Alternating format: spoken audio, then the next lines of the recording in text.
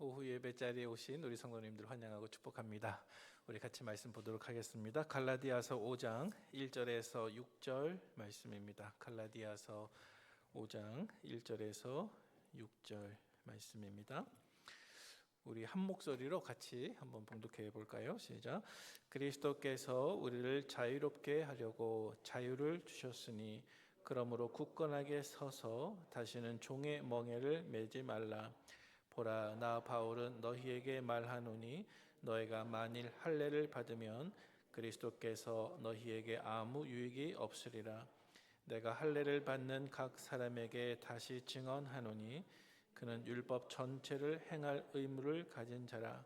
율법 안에서 의롭다함을 얻으려 하는 너희는 그리스도에게서 끊어지고 은혜에서 떨어진 자로라.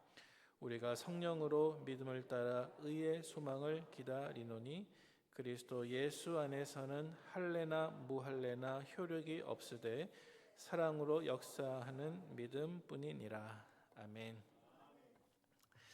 네, 갈라디아서 말씀과 씨름한 지 여러 주가 지나가고 있습니다. 지금쯤이면 이제 설교를 듣지 않아도 말씀만 보아도 대략 이런 의미가 있겠구나 하고 추측을 해볼 수 있는 시간이 된 것 같습니다. 오늘 함께 나눌 주제는 자유라고 하는 주제입니다. 예수님께서 우리에게 주신 자유에 대해서 같이 살펴보도록 하겠습니다. 지금 이 편지를 받는 수신자는 갈라디아 교회 교인들이죠.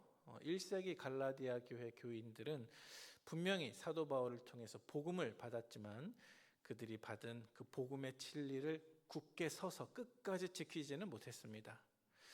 한때 복음의 진리를 아는 것도 중요하지만 내가 발견한 그 복음의 진리를 끝까지 언젠가 하나님의 나라에 서는 그날까지 끝까지 지키는 것도 굉장히 중요하다는 말씀입니다. 우리가 살아가는 이 땅은 사실 보이진 않지만 영적인 전쟁 안에 우리가 서 있습니다. 전쟁이라고 하는 것은 내가 이기든지 혹은 상대방이 이기든지, 다시 말해서 내가 이기면 상대방이 지는 것이요 내가 치면 모든 것을 다 빼앗기는 것이 전쟁이죠. 저와 여러분들이 영적인 전쟁 안에 있다고 하는 것은 만약 우리가 이 전쟁을 이기지 않으면 우리는 모든 것을 다 빼앗기고 끝장이 난다는 말씀입니다. 영적인 전쟁과 싸움을 싸울 당사자들은 바로 저와 여러분들이고요. 그리고 우리가 지켜야 할 소중한 재산은 무엇일까요? 그것은 바로 내 영혼과 내 영혼을 구원할 수 있는 진리의 복음입니다. 이 두 가지를 우리는 반드시 영적인 전쟁 가운데 지켜내야 되는 것입니다. 그런데 오늘 본문 말씀이 우리에게 이야기하고 있는 교훈은 무엇이냐면 오직 복음의 진리만이 우리 영혼을 죄에서, 사망에서, 저주에서, 심판에서 건지고 자유롭게 할 수 있는 유일한 소망이 된다는 것입니다. 자, 우리가 잘 알고 있는 말씀 한 가지를 한번 같이 읽어보면 좋겠습니다. 요한복음 8장 32절 말씀이거든요. 우리 같이 읽겠습니다. 시작.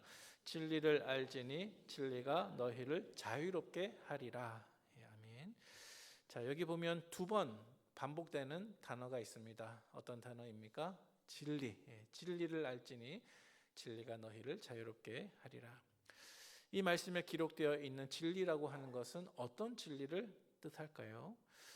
이 말씀에 기록되어 있는 진리라고 하는 것은 그저 죽어있는 명제와 같은 진리가 결코 아닙니다. 예를 들어서 대한민국의 수도는 서울이다. 프랑스의 수도는 파리이다. 제가 이렇게 말했다고 칩시다. 자, 어떻습니까? 그 내용이 맞습니까? 잘못됐습니까? 맞죠? 분명히 대한민국의 수도는 서울이고 프랑스의 수도는 파리이죠. 분명히 맞습니다. 따라서 이것은 진리라고 말할 수 있겠죠. 하지만 이러한 진리를 가리켜서 우리가 명제적인 진리라고 이야기하는데요. 방금 우리가 읽은 저 말씀 요한복음 8장 32절에 진리를 알지니 진리가 너희를 자유롭게 하리라 에서 말씀하고 있는 그 진리라고 하는 것은 결코 제가 방금 말씀드린 것처럼 한국의 수도는 서울이다, 프랑스의 수도는 파리다와 같은 그런 죽어있는 명제적인 진리가 결코 아닙니다. 이러한 명제들을 내가 안다고 해서, 다시 말해서 한국의 수도가 어디인지 프랑스의 수도가 어디인지 내가 안다고 해서 진리를 안다고 해서 내 영혼이 죄에서, 사망에서, 저주에서, 심판에서 구원받을 수는 없는 노릇입니다. 자, 그렇다면 여러분, 우리의 영혼을 부패와 타락과 절망과 비극과 또 멸망으로부터 건져낼 수 있는, 우리를 자유롭게 할 수 있는 진리란 무엇일까요? 그것은 결코 죽어있는 명제적인 진리가 아닙니다. 우리의 영혼을 구원할 진리는 바로 살아계시고 인격이신 하나님의 아들 예수 그리스도인 줄로 믿으시기를 바랍니다. 자, 우리가 방금 인용한 그 말씀에 이어서 성경에 보니까 요한복음 8장 32절 말씀을 저희들이 읽었잖아요. 그런데 이 말씀에 이어서 조금만 뒤로 가면 이런 구절이 등장하고 있습니다. 우리 PPT 화면 보여주시기 바랍니다. 자, 우리가 조금 전에 8장 32절 말씀 읽었죠. 우리 다시 한번 읽어볼까요? 진리를 알지니 진리가 너희를 자유롭게 하리라. 그리고 4절 밑으로 36절 말씀에 오면 이런 구절이 있습니다. 같이 읽겠습니다. 시작. 그러므로 아들이 너희를 자유롭게 하면 너희가 참으로 자유로우리라. 아멘. 자, 여러분, 이 말씀이 보여주는 것이 무엇입니까? 예수님께서 진리를 알지니 진리가 너희를 자유롭게 하리라. 사실은 이 진리가 그저 1 더하기 1은 2입니다. 이런 진리가 아니고, 그죠? 한국의 수도는 서울입니다. 이런 진리가 아닙니다. 이 진리는 결국 아들이라는 사실을 말씀하고 있습니다. 바로 예수님의 말씀입니다. 우리를 구원할 수 있는, 우리를 자유롭게 하는 그 진리는 무엇이냐면 바로 살아계신 하나님의 아들 예수 그리스도 자신이 바로 그 진리라는 사실을 저와 여러분들에게 선포하는 말씀이죠. 자, 그런데 다시 한번 우리가 돌아보겠습니다. 우리 요한복음 8장 32절 말씀 속에서 진리가 무엇인지에 대해서 지금 조금 살펴보았죠. 그런데 이 문장에 보면 또 동사가 하나가 있습니다. 진리를, 그 다음에 어떤 동사가 등장하고 있습니까? 알지니, 알지니. 자, 여러분, 1 더하기 1이 2입니다. 이것을 우리가 안다고 합시다. 자, 그런데 이러한 알문, 내가 자전거를 탈 줄 압니다 하는 암과 똑같을까요? 다를까요? 좀 다르죠. 1 더하기 1은 이론적인 알미고 자전거를 탈 줄 압니다, 수영을 할 줄 압니다, 이것은 어떤 실천적인 알미 되겠죠. 그런데 또 다른 알미 있습니다. 나는, 저희 집사람 이름이 오유미거든요. 나는 오유미 씨를 잘 압니다. 잘 압니다. 제가 만약에 이렇게 얘기를 한다고 합시다. 그러면 이것은 방금 말한 이론적인 암, 실천적인 암과 또 다른 알미 되겠죠. 내가 누군가를 안다라고 하는 것은 바로 관계적인 알미이기 때문에 그렇습니다. 내가 그 사람과 일평생 같이 살아보았더니 그 사람은 이런 사람이야. 우리가 보통 부부 사이에서 남편이 아내를 알고 아내가 남편을 아는 그러한 알을 가리켜서 성경에서는 인격적인 삶이라고 이야기하는데, 자, 따라서 여러분, 저 말씀, 진리를 알면 진리가 너희를 자유롭게 하는데, 이 진리는 결코 죽어있는 명제가 아니라 누구라고 얘기했습니까? 살아계신 예수 그리스도. 그렇다면 그 알지니에 해당하는 알의 성격 또한 달라지는 것이죠. 그 알의 성격은 결코 이론적인 암, 실천적인 알미라기보다는 관계적인 알미입니다. 우리가 어떻게 해야 구원을 받을 수 있는가? 어떻게 해야 내가 정말 자유로울 수가 있는가? 예수 그리스도를 알아야 됩니다. 그런데 그 알미라고 하는 것은 죽어있는 명제를 아는 그러한 알미 아니라 살아계신 인격이신 예수 그리스도를 내가 내 삶 속에서 날마다 만나고 날마다 말씀 듣고 기도하고 체험하고 경험하면서 주님과 나 사이에 아는 그 관계, 그것이 바로 이 말씀 속에 들어가 있는 참된 뜻입니다. 진리를 알지니, 살아계신 예수 그리스도와 날마다 인격적인 관계로 그 예수님을 더욱 알아감으로 저와 여러분들이 참 자유를 누리시기를 축복합니다. 우리가 이러한 이야기가 조금 어렵게 느껴지겠지만 그러나 우리가 예수 그리스도를 알아가는 이 알의 영역을 가리켜서 성경은 믿음이라고 말합니다. 믿음이라고 말합니다. 자, 다시 오늘 본문으로 돌아오도록 하겠습니다. 오늘 본문 속에서 사도 바울은 자기의 복음의 대상자였으나 그러나 복음의 진리를 끝까지 굳건하게 지키지 못했던 그 갈라디아 교인들에게 편지를 쓰면서 사랑으로 그들을 권면하고 있습니다. 그들은 예수님을 알았습니다. 인격적으로 알았겠죠. 하지만 중간에 나타난 율법주의자들의 유혹 때문에 살아계신 그 예수님을 알았던 그 친밀한 알을 지켜내지 못하고 결국 죽은 조문과 또 행위로 율법으로 돌아가서 내 스스로의 노력과 공로로 의로워지려고 했습니다. 그래서 그러한 갈라디아 교인들을 향해서 사도 바울은 오늘 1절 말씀 속에서 이렇게 당부하고 있습니다. 우리 같이 읽어보겠습니다. 시작. 그리스도께서 우리를 자유롭게 하려고 자유를 주셨으니 그러므로 굳건하게 서서 다시는 종의 멍에를 매지 말라. 아멘. 자, 여러분, 이 말씀 속에서 중요한 것은 이것입니다. 우리에게 자유를 주시는 분은 누구십니까? 그리스도. 율법입니까? 아닙니다. 어떤 죽어있는 명제적인 진리입니까? 아닙니다. 오직 예수 그리스도, 살아계신 인격이신 예수 그리스도이십니다. 우리를 자유롭게 하는 분은 나 스스로가 아니요, 또 죽어있는 명제적인 지식도 아니요, 율법도 아니요, 내 노력과 내 공로도 아니요, 오직 살아계신 그리스도, 그리고 그분께서 우리를 위해서 하신 일, 다시 말해서 십자가의 공로, 그것이 바로 우리를 자유롭게 하고 우리를 구원해 주는 유일한 소망이라는 것이죠. 예수님은 저와 여러분들을 자유롭게 하시기 위해서 이미 큰 대가를 치르셨습니다. 어떤 대가를 치르셨습니까? 십자가를 지신 것입니다. 예수님은 우리를 억누르고 있었던 죄와 율법의 저주로부터 우리를 자유롭게 해주시기 위해서 예수님의 생명을 우리에게 내어주셨습니다. 예수님은 그것을 우리에게 선물로 주셨습니다. 거저 주셨습니다. 내가 너에게 생명 줄 테니 너 나에게 이거 해달라고 조건한 것 아무것도 없습니다. 값없는 은혜로 우리에게 주셨습니다. 그러나 정작 예수님께서는 우리를 자유롭게 하시기 위해서 자신의 생명과 모든 것을 다 내어주시는 큰 대가를 치르신 것입니다. 자, 따라서 저와 여러분들은 굳건하게 서야 됩니다. 우리가 한때 예수님을 믿고 알았다는 것에 만족하면 안 되고, 영적인 전쟁이 있는 이 현실 가운데 이 복음의 진리를 그 누가 나를 유혹한다고 해도 끝까지, 내가 천국문에 서는 그날까지 끝까지 사수하시는 저와 여러분들 되시기를 바랍니다. 우리는 다시 종의 멍에를 짊어질 수 없습니다. 왜냐하면 예수님께서 저와 여러분들을 이미 자유롭게 해주셨기 때문입니다. 우리가 예수님을 정말로 안다면, 예수님의 죽으심의 가치를 정말로 안다면 우리는 또다시 무익한 우상의 멍에 안으로 들어가지 말아야 됩니다. 우리가 예수님을 정말로 안다면, 그분의 죽으심의 가치를 정말로 안다면 우리는 또다시 우리를 저주하는 율법의 멍에 안으로 들어가지 말아야 한다는 것입니다. 다시 말하지만 저와 여러분들에게는 영적인 싸움이 있습니다.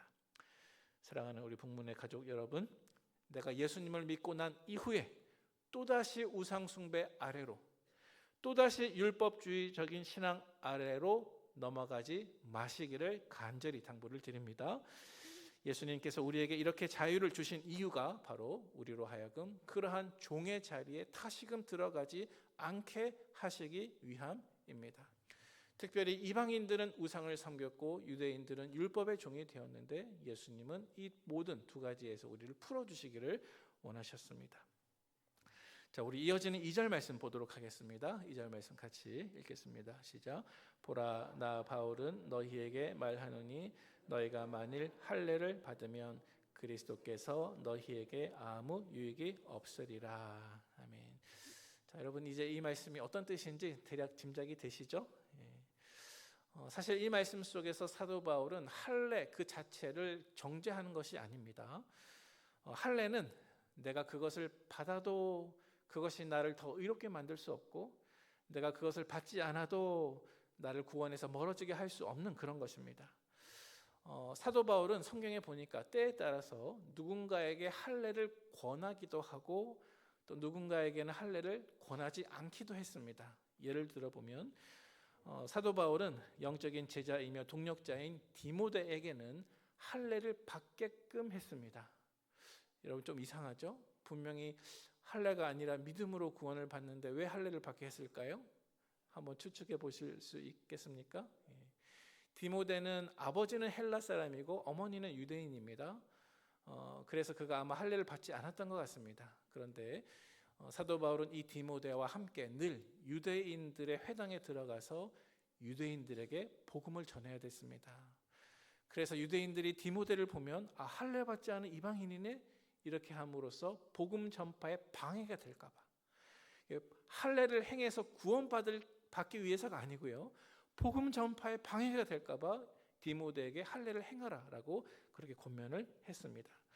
반면에 우리가 이미 살펴본 것처럼 갈라디아서 2장 본문을 우리가 강의하면서 살펴보았는데 또 다른 영적인 제자이며 동역자인 디도는 완전히 이방인입니다. 어머니와 아버지가 모두 헬라 사람. 그래서 당연히 할례를 받지 않았죠. 그런데 이 디도에게는 할례를 받지 말라고 말했습니다. 그것은 우리가 갈라디아 2장 말씀을 강의할 때 살펴보았는데 그 이유는 무엇입니까? 그 이유는 바로 거짓 교사들이 교회 안에 침투해서 예수를 믿는 믿음만으로 부족하고 할례를 행해야만 구원을 받는다라고 가르쳤기 때문에 사도 바울이 혹 내가 디도에게 할례를 행함으로써 그들의 잘못된 주장에 내가 동조하는 것처럼 비칠까 봐, 복음 전파가 방해될까 봐, 또 복음의 진리가 훼손될까 봐 사도 바울이 디도에게는 할례를 행하지 않기를 그렇게 강력하게 권면을 하고 있습니다. 자, 그래서 방금 읽은 2절 말씀 속에서 사도 바울이 정말로 말하고자 하는 내용은 무엇이냐면, 만약 신자가 내 영혼이 구원받을 목적으로 할례를 받고자 한다면 그것은 잘못된 것이요, 그 사람에게 그리스도는 아무런 상관이 없다는 것을 말하고 있는 것입니다. 할례나 혹은 기타 여러 가지 율법적인 행위를 반드시 해야만 구원을 받는다는 이 주장 앞에서 그리스도의 은혜와 복음의 선물은 아무런 효력이 없는 것입니다. 할례나 어떤 율법적인 행위가 우리를 구원하는 것이 아니요, 오직 예수 그리스도가 우리를 위해서 행하신 그 일을 믿는 믿음으로 우리가 구원을 얻기 때문이죠. 우리가 그것을 믿을 때 그리스도께서 우리에게 주시는 자유가 효력이 있는 것이고, 내가 그리스도의 행하신 그 복음을 믿지 못하면 우리에게 아무런 자유가 미치지 못하게 되는 것입니다. 우리 이어지는 3절 말씀을 같이 한번 봉독해 보도록 하겠습니다. 시작. 내가 할례를 받는 각 사람에게 다시 증언하노니 그는 율법 전체를 행할 의무를 가진 자라. 만약 어떤 사람이 내 영혼이 구원받기 위해서 할례를 행한다라고 한다면 사실 그는 할례만 행할 것이 아니요, 율법 전체를 다 지켜야 됩니다. 왜냐하면 우리가 살펴보았죠. 율법의 저주가 무엇입니까?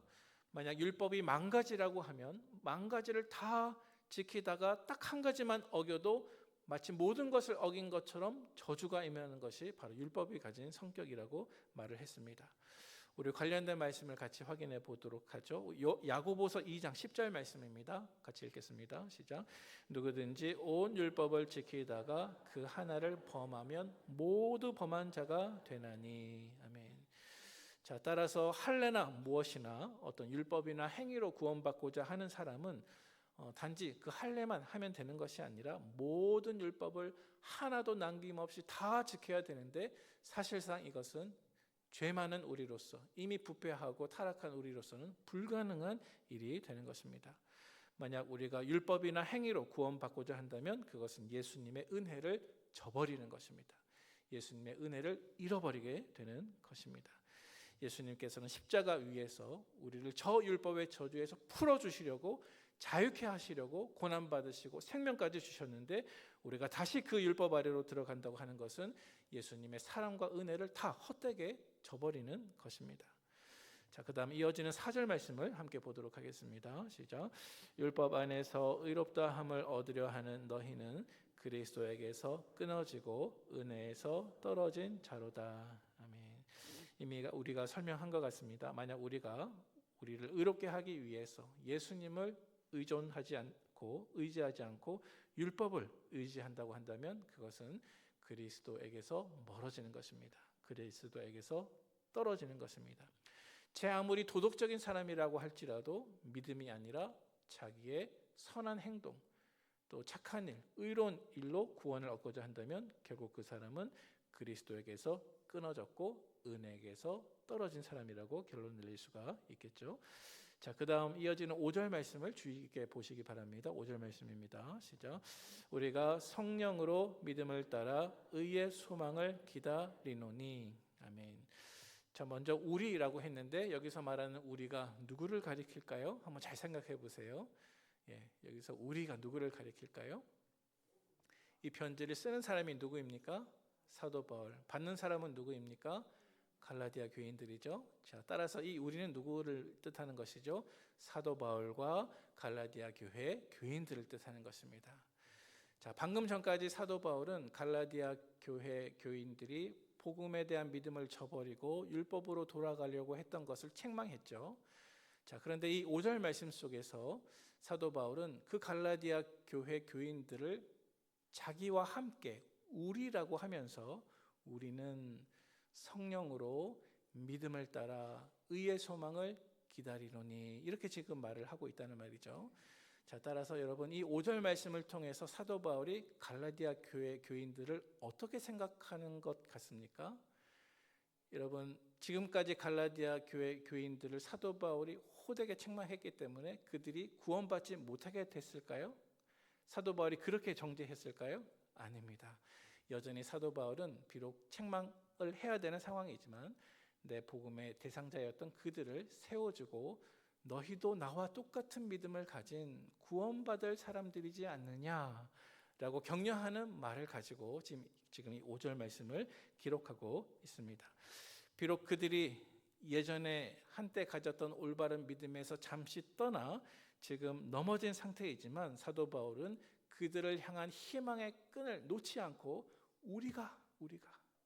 우리가 성령으로 믿음을 따라 의의 소망을 기다리지 않는가. 다시 말해서 그들에 대한 회복의 소망을 가지면서 이 말씀을 하고 있습니다. 자, 그런데 여기 보니까 성령님이라고 하는 단어가 등장하고 있습니다. 우리가 성령으로 믿음을 따라 의의 소망을 기다리노니 오늘 오전에도 성령에 대한 성령 충만에 대한 말씀을 묵상했지만 이 갈라디아서 5장 5절에 등장하는 저 성령이라는 단어가 굉장히 중요합니다. 왜냐하면 이후 갈라디아 6장까지 계속 성령에 대한 이야기가 등장하게 될 것이기 때문에 그렇습니다.